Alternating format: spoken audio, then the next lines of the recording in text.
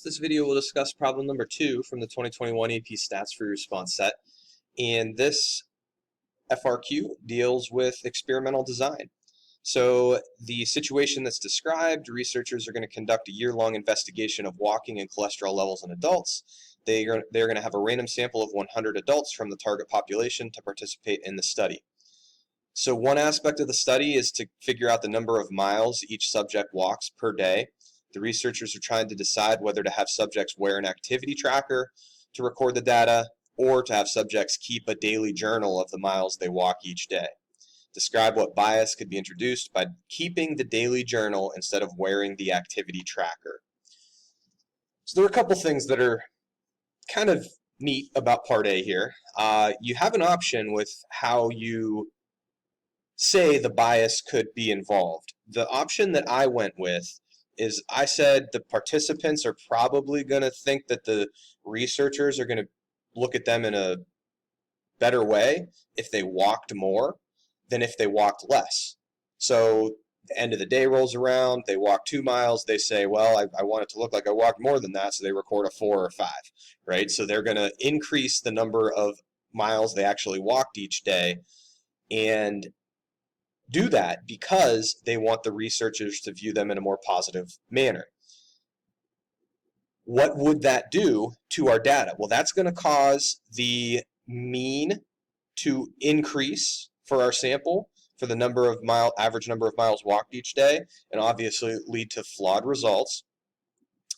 And then I said at the end here, this issue can definitely be bypassed if we use the activity tracker, since the technology is not going to allow for that inflation of the actual number of miles walked. So you could have said that they're going to record less than they walked each day and give a reason for why they might do that. So there's a little bit of flexibility in whether you say they record more or they record less. What you need to make sure you do in a situation like this is you give a reason for why the values are going to be higher than what actually occurred or lower than what actually occurred. You have to talk about why that affects the statistics, in this case the mean, and then you also have to talk about the alternative. This last sentence right here is something that I tend to see a lot of students omit in similar situations. When you're asked within an FRQ on the stats exam to say, which of these is better? Talk about which one's better, but then talk about why the other one's worse. In this case, talk about which one's worse. That's the majority of my response here, but then talk about why the alternative is better. So making sure you say something about both of the options is something you need to account for within stats FRQs. So part B goes on to say that during the course of the study, the subjects are going to have their cholesterol measured every month by a doctor. The researchers will perform a significance test at the end of the study to determine whether the average cholesterol level for the subjects who walk fewer miles each day is greater than those who walk more miles each day. It goes on to say, selecting a random sample creates a reasonable representative sample of the target population. Explain the benefit of using a representative sample from the target population. So if we go back and look at the details of Part A, it's a random sample of 100 adults. They don't really say much about the target population, they just say it's 100 adults.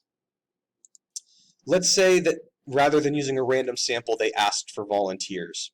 If they had asked for volunteers, those volunteers might be actively trying to lower their cholesterol, they might exercise more, they might eat healthier, they might take supplements or other medications to actively lower cholesterol.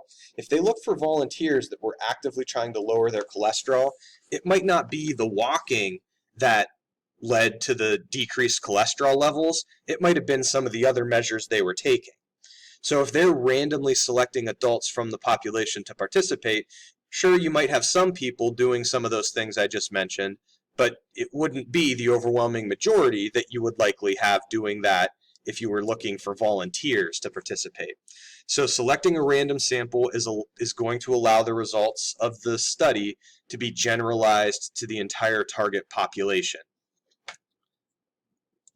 And then in the last part of this, they say that the researchers do conduct the significance test and they find a statistically significant result.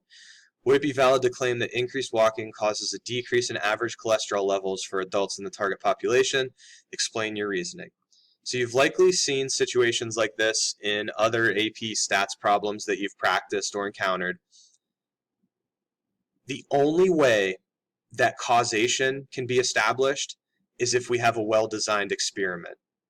In a well-designed experiment, there are different treatments that are randomly prescribed to the subjects of the experiment. That is definitely not the case here. This is an observational study.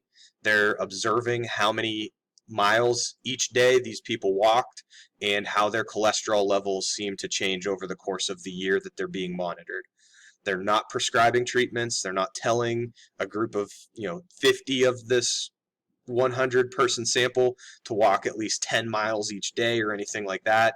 If they were prescribing treatments and it was a well-designed experiment with randomization, it'd be a different story. But in this case, with an observational study, you can never establish causation.